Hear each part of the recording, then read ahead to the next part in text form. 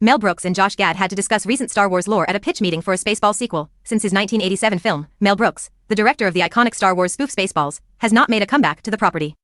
Additionally, Josh Gad, the producer and actor of the Spaceballs sequel, had the task of updating Brooks on the events of Star Wars during the previous 38 years at a pitch meeting.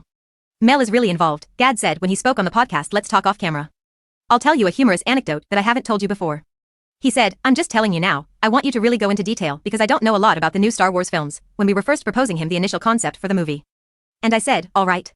I am a combat veteran going to war in front of one person, the speaker said. Every phrase, every rhythm, every humorous set piece, every reveal, I'm sweating, Gad said.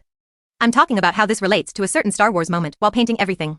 Even though there is no context for it for Mel, Gad thought back to when Brooks told him, it really sounds like you've got your finger on the pulse. Gad went on to describe this the finest praise he had ever received.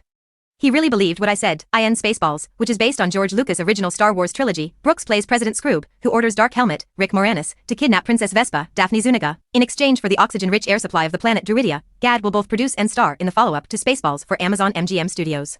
The screenplay, written by Gad, Benji Summit, and Dan Hernandez, will be directed by Josh Greenbaum. Gad will produce with Brooks.